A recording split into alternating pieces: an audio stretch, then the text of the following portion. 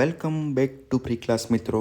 આજે આપણે ધોરણ 8 સ્વાધ્યાયપોથી ભાગ 6 વિષય ગણિત ચેપ્ટર નંબર 11 સમપ્રમાણ અને વ્યસ્ત પ્રમાણ વિશે અભ્યાસ કરીશું અને સ્વાધ્યાયપોથી સોલ્યુશન કરીશું.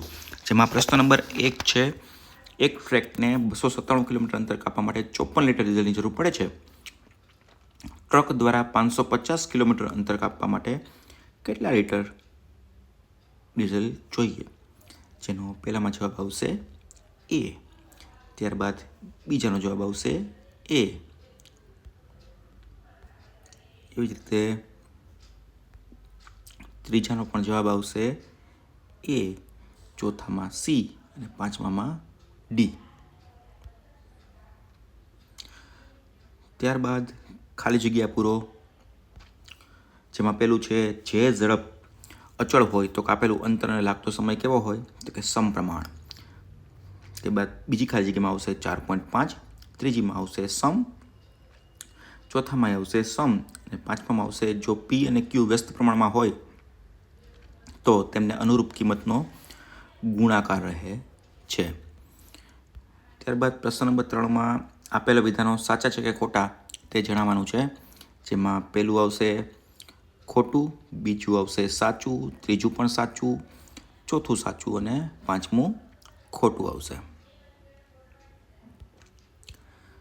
એવી જ રીતે પ્રશ્ન નંબર 4 છે, આપેલ માહિતીનો ઉપયોગ કરીને જવાબ લખવાના છે. જેમાં કોષ્ટકમાં માહિતી આપેલી છે, આપણે નીચે એ પ્રમાણે પ્રશ્નોના જવાબ આપવાના છે. જેમાં પહેલો પ્રશ્ન છે, જો એક્સ અને વાય સમપ્રમાણમાં હોય તો એક્સ બરાબર 12 અને વાય બરાબર 48 હોય અને એક્સ બરાબર 6 તો વાય બરાબર કેટલા? તો એ દાખલો આપણે અહીંયા ગણેલો છે, તમે જોઈ શકો છો. જવાબ આવશે વાય બરાબર 24. એવી રીતે બીજો દાખલો છે, જેમાં એક્સની કિંમત શોધવાની છે. એક્સ બરાબર ગોતવાના છે અને વાય બરાબર 2 અને 10 આપેલા છે. જેમાં એક્સની કિંમત આવશે 12. ત્યારબાદ પ્રશ્ન નંબર 5 છે, જેમાં એલ અને એમ સમપ્રમાણમાં છે.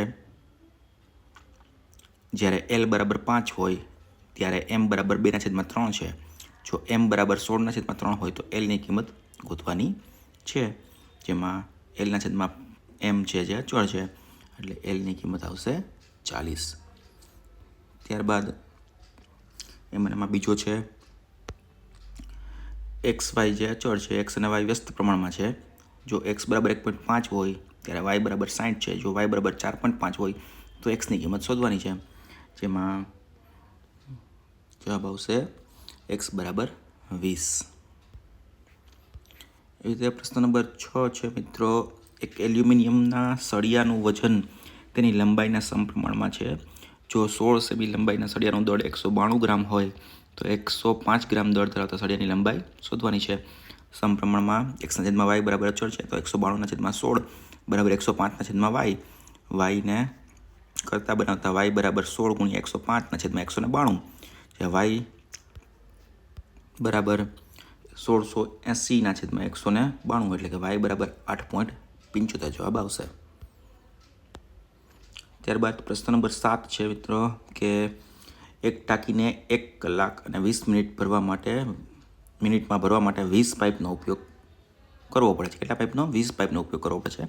જો ફક્ત 5 પાઇપનો ઉપયોગ કરવામાં આવે તો ટાંકી ભરતા કેટલી વાર લાગે? તો કે 1 કલાકને 20 મિનિટમાં ભરવા માટે 60 + 20 એટલે કે 80 મિનિટ ભરવા 80 મિનિટ થાય છે કુલ. એક ટાંકી 80 મિનિટમાં 20 પાઇપ વડે ભરાય છે, તો 5 પાઇપ વડે કેટલી ભરાય? તો x1 બરાબર 20, x2 બરાબર 5 અને y1 બરાબર 80 અને y2 શોધવાના આવશે. x1 y1 = x2 y2 એટલે કે 20 × 80 બરાબર 5 × y2. y2ને આગળ લેતા 20 × 80/5 છેદું જશે 5 × 20 ને 80 × 4 તો જવાબ આવશે 320 મિનિટ એટલે કે 5 કલાક ને 20 મિનિટ થાય. એવી રીતે પ્રશ્ન નંબર 8 આપેલો છે મિત્રો, કે 27 કિલોગ્રામ લોખંડની કિંમત 1080 રૂપિયા છે તો 120 કિલોગ્રામ લોખંડની કિંમત કેટલી? તો એક્સ બરાબર 27 ને વાય બરાબર 180 તો સમપ્રમાણમાં હોય એટલે એક્સના છેદમાં વાય અચળ છે. 27/1080 બરાબર 120/y એટલે કે વાય બરાબર 120 × 1080/27. 27 40 1080 થશે એટલે 120 ગુણ્યા 40 એટલે કે 4800 રૂપિયા થશે. એવી જ રીતે પ્રશ્ન નંબર 9 છે. રૂપિયા 2000ના મુદ્દલ પર 3 વર્ષના સાદું વ્યાજ રૂપિયા 5000 મળે છે. જો 36000 રૂપિયા તેટલા જ દરે 3 વર્ષ માટે સાદા વ્યાજે મૂકવામાં આવે તો કેટલું વ્યાજ મળે? એ પણ સમપ્રમાણનો દાખલો છે. x/y એટલે કે 2000/500 બરાબર 36000/y. y આગળ લેતા 36000 ગુણ્યા 500/2000 0 0 ઉડી જશે એટલે 18 ગુણ્યા 500 એટલે 18×5 એટલે 9000 રૂપિયા જવાબ મળશે.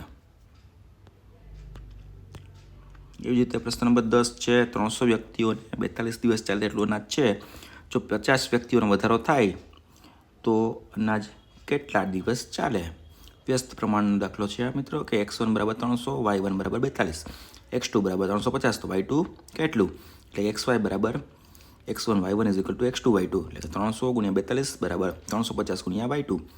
મીંડે ઉડી જશે અને છેદ ઉડાડતા છેલ્લે આવશે 6 ગુણ્યા 6 એટલે કે 36 દિવસ ચાલશે અનાજ. આ સાથે આપણું અહીંયા સ્વાધ્યાય પૂર્ણ થાય છે. See you in the next video. Thank you.